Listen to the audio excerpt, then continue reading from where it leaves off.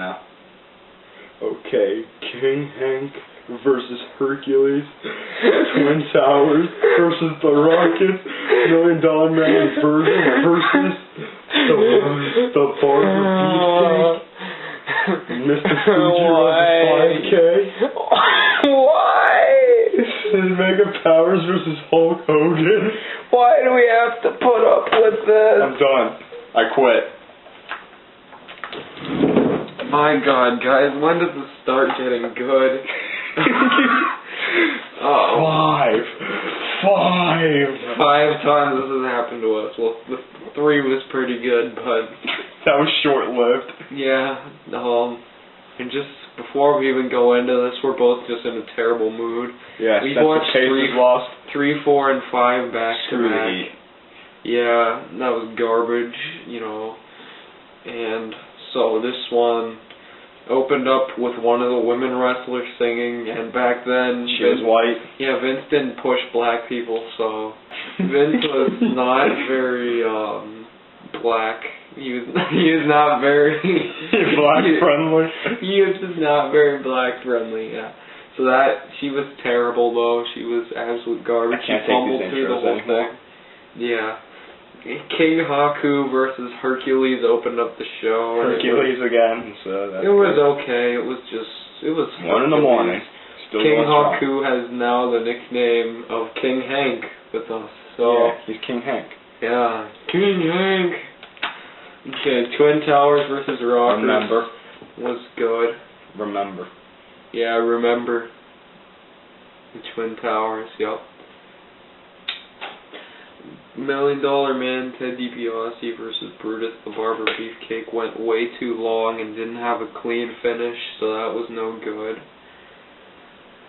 The Rojos versus the Bushwhackers. What do you think of the Bushwhackers? Those guys cheesy, kind of funny. They kind of do the arm thing and they lick each other's heads. I've seen them in All in the Family or whatever Steve Urkel show is. I've seen them in there before. Garbage. Just a garbage gimmick. Just definitely like mid to late 80s cheese right there at its finest. Mr. Perfect versus the Blue Basil. The Blue Basil. No, Mr. Perfect versus the Blue Blazer, which was actually one of the better matches in the whole show. Mr. A very Perfect short match. Was perfect. Yes, he had the perfect life and the perfect death. And this was not the same Owen that we know and love. He was kind of a little bit on the chubbier side and not that great into shape. Nope. He was the Blue Blazer at the time, which I always thought was a stupid gimmick. And it makes me mad to this day that the Blue Blazer gimmick was basically the death of Owen Hart. Literally. Just a garbage gimmick. Owen would definitely get better gimmicks in his day. But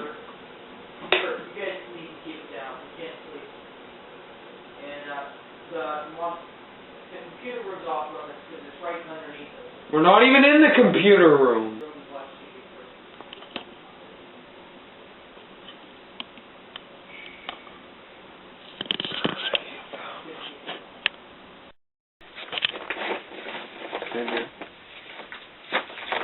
Okay. Okay, sorry about that, guys. We got kicked out. Yeah, you can move in a little bit. I'm not sure if the camera's picking you up good. Alright, we got kicked out of the Yeah. house, so we're in the basement. Yeah, so, huzzah, basement. We were in the middle of talking about the cop-out episode. Owen Hart versus Mr. Perfect. Good match, but a short match. And in the end, we saw Mr. Perfect won with the Perfect Plex. Fine match, one of the better matches on the show. Demolition versus the Powers of Pain. I do not care about Demolition at all. He does not either. The Big Red F-tards. Just doesn't matter. Not good. Then we had with Mr. Fuji. And now's the time that we can talk about the 5K run. Mr. Fuji got into shape by having a 5K run with a bunch of experienced runners. How cheesy was this? There was no Kenyans. That's not a real race. Yeah, this was not a real race. This had to be fixed. Because he even passed up some of the guys who were actually in the race legit. You know that they probably, because it had him starting and then it like said later in the thing and it showed him finishing. Probably just had him to run 2 feet and then get in the car and ride the rest of the way. And, just a cheesy segment. Then we get to one of the most awkward, like, just moments in Wrestlemania history. We had Brother Love came out to host Roddy Piper's show. That was just garbage. And Ricky Morton or whatever came out. I don't know, we were just so out of it. No, Morton Downey Jr., that was it. He came out at this point and nobody cared, and he was smoking a cigarette, which is retarded to do in a ring. Roddy eventually came out and kind of saved the segment. He just trashed both of them, but it went way too long. Fire extinguisher. No lie, this probably went about 20 minutes, this whole segment altogether. There were a couple of good zingers in there.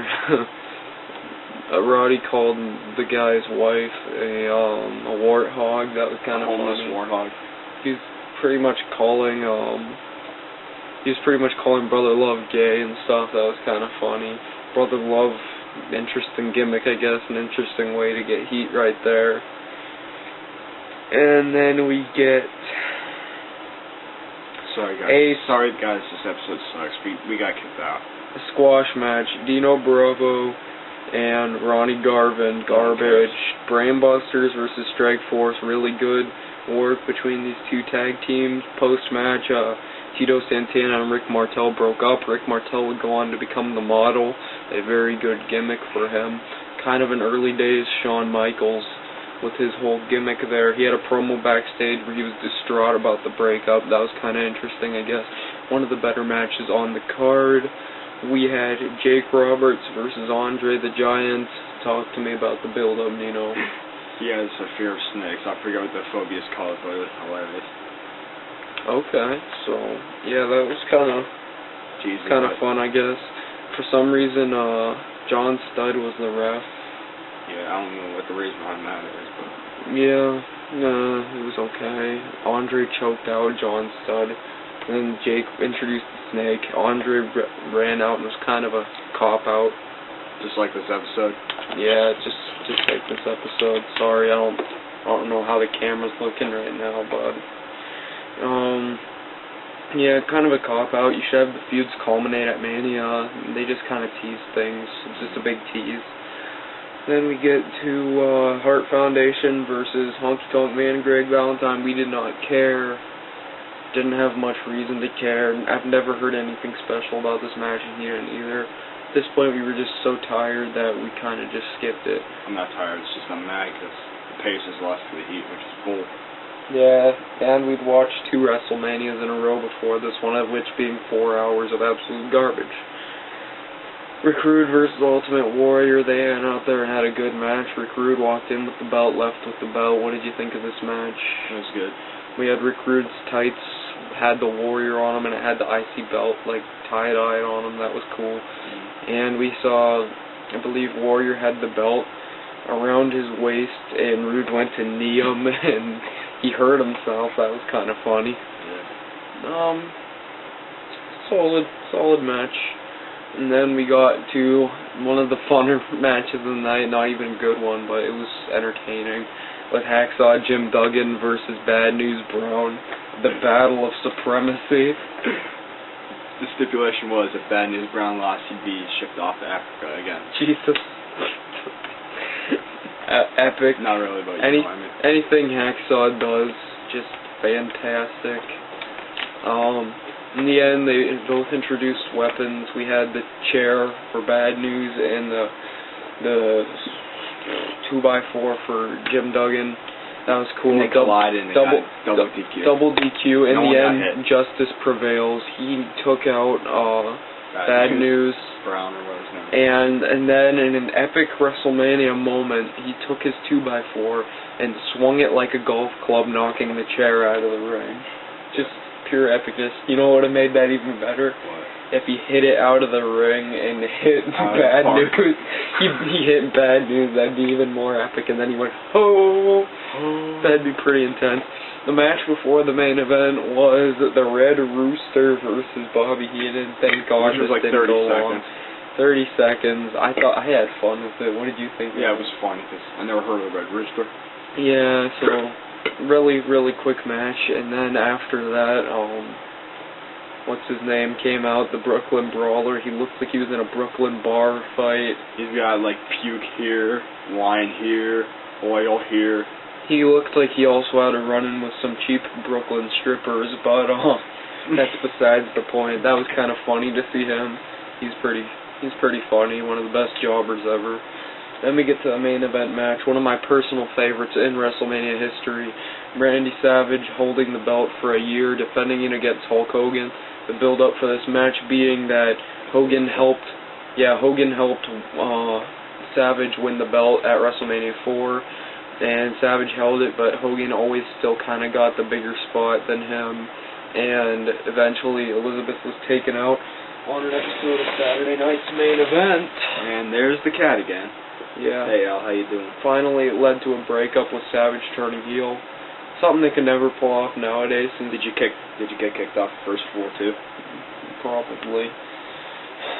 But yeah. So Savage turned heel, and something they could never do nowadays because they only focus on Cena anymore. There's no number 2 babyface in the company that would fit as WWE champion for a day. Well, even a day, much less a year. It's garbage nowadays, but yeah. A very good main event, very good build. There was blood in there. Both men hit their finishers in this. In the end, Hogan prevailed as usual. And that's a wrap, pretty much. Sorry, hopefully I won't get kicked out. Very good work. What are you going to give this out of an overall 10? 4-ish. Yeah, 4. Drop it with a 4. I'm going to give it a 6, so 5. Yep, 5 out of 10. One of the better shows we've watched, I guess. Getting better. I'll see you guys later. Sorry for the problems. Hopefully Parents. this looks good. You know, parents.